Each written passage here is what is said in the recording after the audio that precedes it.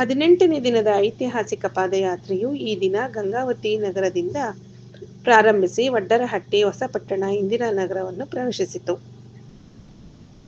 ಸಂಜೆ ಸಮಯದಲ್ಲಿ ಐತಿಹಾಸಿಕ ಪಾದಯಾತ್ರೆಯು ಬೂದುಗುಪ್ಪ ಕ್ರಾಸ್ಗೆ ತಲುಪಿತು. ಅತಿ ಹಿಂದುಳಿದ ಮಠಾಧೀಶರು ಸಹ ಈ ದಿನ ಪಾದಯಾತ್ರೆಯಲ್ಲಿ ಹೆಜ್ಜೆ ಹಾಕಿದರು. ಪಾದಯಾತ್ರೆಯನ್ನು ಗಂಗಾವತಿ ತಾಲೂಕಿನಿಂದ ಕೊಪ್ಪಳ ತಾಲೂಕಿಗೆ ಹಸ್ತಾಂತರಿಸಲಾಯಿತು. ಕೊಪ್ಪಳ ತಾಲೂಕು ಅಧ್ಯಕ್ಷರಾದ ಶ್ರೀ ಹುಲಿಗೆ ಈರಣ್ಣ ಪಾದಯಾತ್ರೆಯನ್ನು ಬರಮಾಡಿಕೊಂಡರು. ನಾಳೆ ಬೂದುಗುಪ್ಪ ಕ್ರಾಸ್ನಿಂದ ಇಟ್ನಾಳ್ ಮುಖಾಂತರ ಐತಿಹಾಸಿಕ ಪಾದಯಾತ್ರೆಯು ಹೊಸಪೇಟೆಗೆ ತಲುಪಲಿದೆ.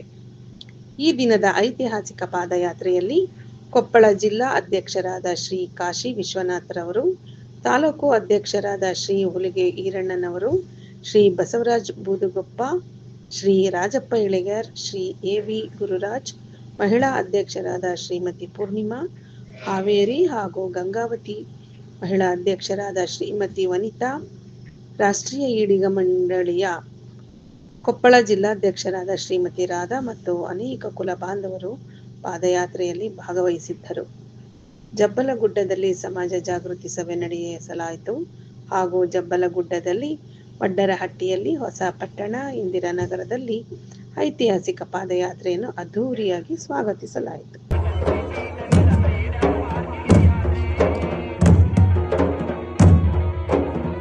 ಈಗಾಗಲೇ ನಮ್ಮ ಪಾದಯಾತ್ರೆಯನ್ನು 18ನೇ ದಿನ ಕಾಲ ಸಂಜೆ ಸಮಯದ ಸಂದರ್ಭದಲ್ಲಿ ಜಬಲ್ಗುಡ್ಡ ಗ್ರಾಮಕ್ಕೆ ಆಗಮಿಸಿದಿರಿ.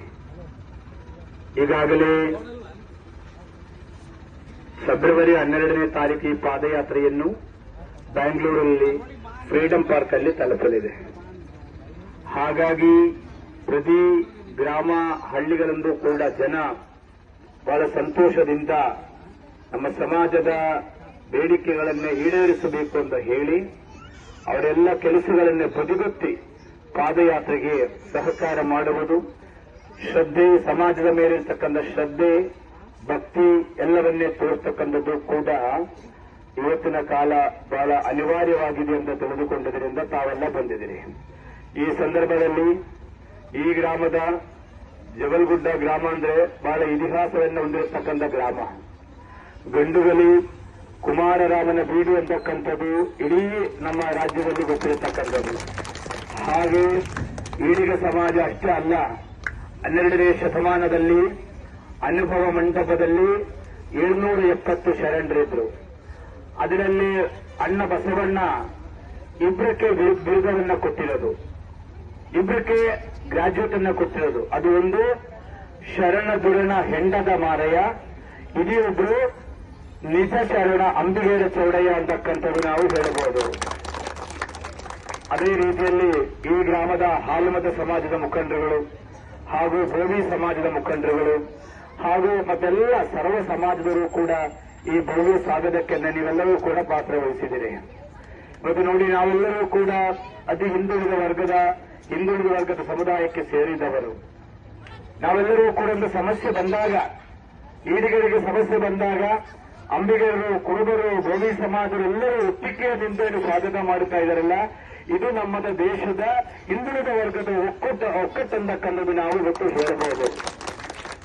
ನಾರಾಯಣ ಗುರುಗಳು ಹಾಗೂ 12ನೇ ಶತಮಾನದ 770 ಶರಣರು ಕೂಡ ಯಾರೂ ಜಾತಿ ಹೇಳಿಕೊಂಡು ಬಂದವರಲ್ಲ. ಆದರೆ ಈ ದೇಶದ ವ್ಯವಸ್ಥೆ, ಈ ದೇಶದ ರಾಜಕೀಯ ವ್ಯವಸ್ಥೆಯನ್ನು ಇವತ್ತು ಜಾತಿ ಹೇಳುವ ಹಾಗೆ ಮಾಡಿಬಿಟ್ಟಿದ್ದಾರೆ.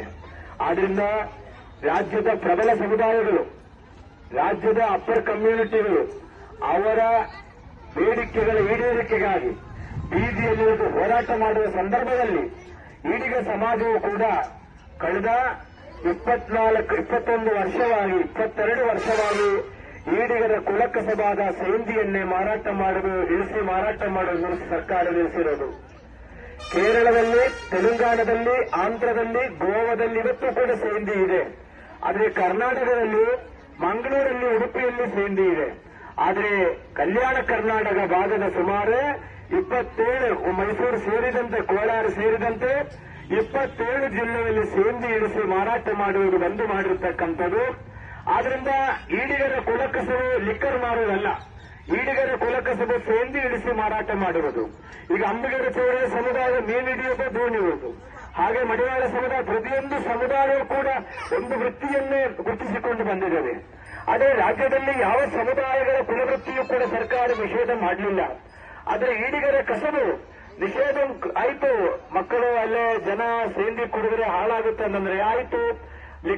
ಲಿಕ್ಕರ್ ಬ್ಯಾನ್ ಮಾಡಬೇಕಿತ್ತು, ಪಾನ್ಪರಾಗ ಬ್ಯಾನ್ ಮಾಡಬೇಕಿತ್ತು, ಗುಡ್ಕ ಬ್ಯಾನ್ ಮಾಡಬೇಕಿತ್ತು, ಹಾಗೆ ಪಬ್ಬು ಬಾರು ಬ್ಯಾನ್ ಮಾಡಬೇಕಿತ್ತು. ಅದು ಯಾವುದು ಬ್ಯಾನ್ ಮಾಡದೆ ಸೇಂದಿ ಒಂದೇ ಬ್ಯಾನ್ ಮಾಡಬೇಕಲ್ಲ. ಇದು ಈಡಿಗರಿಗೆ ಮಾಡಿರ್ತಕ್ಕಂಥ ಬಹಳ ದೊಡ್ಡ ಅನ್ಯಾಯ ಅಂತಕ್ಕಂಥ ನಾವು ಹೇಳಬಹುದು. ಆದ್ರೆ ಆ ಸೇಂದಿ 2004ನೇ ಇಸ್ವಿಯಲ್ಲಿ ನಿಂತೋದಾಗ 2007ನೇ ಇಸ್ವಿಯಲ್ಲಿ ಸಾರಾಯನ್ನು ಕುಮಾರಸ್ವಾಮಿ ಅವರು ನಿಲ್ಲಿಸಿದಾಗ ನಮ್ಮ ಸಮುದಾಯದಿಂದ ಬಹಳ ದೊಡ್ಡ ಮಟ್ಟದ ಹೋರಾಟ ಆಗಲಿಲ್ಲ, ಬೀದಿಗೆ ಇಳಿದಿಲ್ಲ.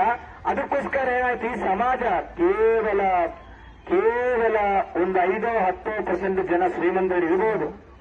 ಆದರೆ ಅದನ್ನ 90% ಕೂಡ ಬಡ ಸಮುದಾಯವನ್ನಾಗಿರ್ತಕ್ಕಂಥ ಈಡಿಗ ಸಮುದಾಯ ಇವತ್ತು ಒಂದಷ್ಟು ಜನರಿಗೆ ಬಾರುಗಳ ವಂಶೋಪಗಳ ಇರಬಹುದು. ಆದರೆ ಈಡಿಗ ಸಮುದಾಯ ಯಾವತ್ತೂ ಕೂಡ ಶ್ರೀಮಂತರ ಸಮಾಜ ಅಲ್ಲ. ಯಾಕೆ ನಮ್ಮ ಕಸದನ್ನೇ ಕಳೆದೋದ ಮೇಲೆ ನಾವೇನು ಮಾಡೋದು? ಹಳೆ ಕಾಲ ಹೆಂಗಿತ್ತು ಅಂದ್ರೆ ಒಂದು ಊರಲ್ಲಿ ಇಲ್ಲೇ 10 ಹಳ್ಳಿಕ್ಕೆ ಇಲ್ಲಿ 4-5 ತಾಲೂಕಿಗೆ ಸೇರಿ ಒಂದು ಹೆಂಡಮಾರ ಶಾಪ್ ಇತ್ತು, ಒಂದು ಅಂಗಡಿ ಇರ್ತಿತ್ತು. ಆದ್ರೆ ಇವತ್ತು ಹಂಗಿಲ್ಲ. ಪ್ರತಿ ಹಳ್ಳಿಗಳಿಗೂ ಕೂಡ ಲಿಕ್ಕರ್ ಶಾಪನ್ನ ಮಾಡಿಬಿಟ್ಟಿದ್ದಾರೆ. ಅದರಿಂದ ಸರ್ಕಾರ ಹಿಂದುಳಿದ ವರ್ಗದ ಕುಲಕಸಬುಗಳನ್ನು ಬಂದು ಮಾಡಿರ್ತಕ್ಕಂಥದ್ದು ಹಾಗೂ ನಮ್ಮ ಮಕ್ಕಳ ಭವಿಷ್ಯವನ್ನು ರೂಪಿಸಬೇಕು ಎಂಬ ಹಿನ್ನೆಲೆಯಲ್ಲಿ ಸರ್ಕಾರ ಎಚ್ಚೆತ್ತುಕೊಳ್ಳಬೇಕು. ಅದರ ಜೊತೆ ಈಡಿಗ ಸಮುದಾಯವು ಕೂಡ ಮುಂದಿನ ದಿನಗಳಲ್ಲಿ ನಾನೊಬ್ಬ ಈಡಿಗನಾಗಿ ಹುಟ್ಟಿದ್ದೀನಿ, ನಾನು ಈಡಿಗನಾಗಿ ಬದುಕಬೇಕು, ಸ್ವಾಭಿಮಾನಿಯಾದ ಒಂದು ಈಡಿಗನಾಗಿ ಸಾಯಬೇಕು ಅಂತಕ್ಕಂಥ ಪ್ರತಿಯೊಬ್ಬರೂ ಕೂಡ ಹೃದಯದಲ್ಲಿ ತೊಟ್ಟು ಪ್ರಮಾಣವನ್ನು ಮಾಡಬೇಕಾದ ಸಂದರ್ಭವಾಗಿದೆ. ಬಂದರೆ ಇವತ್ತು ದೇಶದಲ್ಲಿ ನಾವು ಈಡಿಗರು ಯಾವತ್ತೂ ಕೂಡ ಜಾತಿ ಮಾಡಿದ ಸಮಾಜ ಅಲ್ಲ. ನಾವು ಒಂದು ಊರಲ್ಲಿ ಒಂದು ಮನೆ ಇದ್ರೂ ಕೂಡ ಆ ಊರಿನ ಸರ್ವ ಸಮುದಾಯಗಳನ್ನು ಕೂಡ ಒಟ್ಟಿಗೆ ಜೊತೆ ತೆಗೆದುಕೊಂಡು ಹೋಗತಕ್ಕಂಥ ಸಮುದಾಯ ಈಡಿಗ ಸಮುದಾಯ.